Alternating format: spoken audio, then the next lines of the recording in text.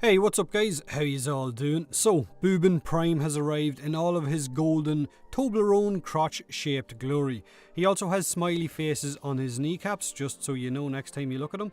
But aside from that, I guess you could say he looks fantastic. But damn, his crafting costs are causing quite a bit of a stir in the Warframe community. 7,000 Oxium, which was originally 14,000 I believe, and 20 Nithane in total to build him. The 20 Nithane alone is a lot for players who maybe have work, school, college or real lives to live and can't catch enough alerts. So I guess from now on you guys should do any and all alerts for Nithane that you see pop up on your screen, even if you have that little moment of laziness where you think, nah, I'm not going to do it. In the long run, I guess we're going to see a lot of Nithane used for future crafting costs. Now, Vauban Prime's parts of course drop in the void, and I will leave a link in the description of this video to their drop locations. Compared to the normal Vauban stat wise, I guess the Prime version comes with one extra polarity, a slight increase to armor and shield, and he will also of course gain energy from box traps in the void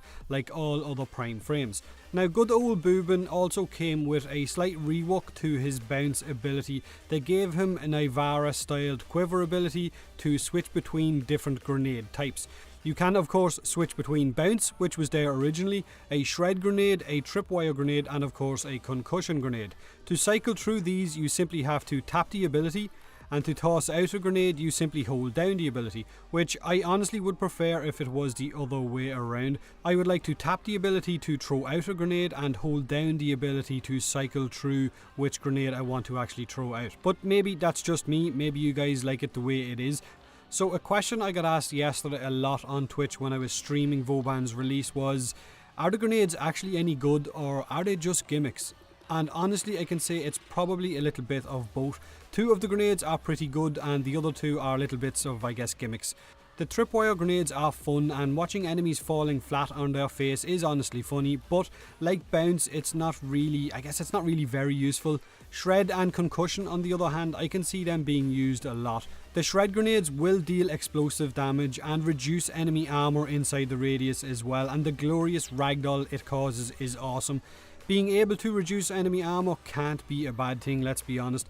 Power strength mods will of course increase the damage output of the shred grenades, but I'm not sure it's worth it. Maybe it is, maybe it's not. You guys can let me know in the comment section below. His concussion grenades will cause enemies to become radiated and start attacking each other, a lot like Chaos from Nyx and I guess a radiated disarm from Loki, which is awesome, watching enemies just beat the living crap out of each other. Overall, with these new grenades, Vauban, I guess his crowd control options are great. You no longer have just bounce as your second ability, and now you have better options or other fun options as well, unless you want to just keep bounce out to piss your friends off, which is okay as well. For me personally, I have always ran my Vauban for a negative strength repelling Bastille, modded for a mix of duration, range and efficiency. It allows me to throw down several Bastilles and not have to worry a whole lot about enemies. Of course I could put power strength in and capture more enemies, but with the efficiency and with the range I find that I can basically throw down more of them and have the same effect. Now, Bastille itself can bug out sometimes and enemies can basically walk right into it even if you've got repelling Bastille equipped and several Bastilles thrown down as well. So I was kind of hoping that they might have addressed that issue and updated it this time around, but I guess maybe down the line that might see a fix. What do you guys honestly think of Booben Prime's looks and of course his crafting costs? I think he looks great.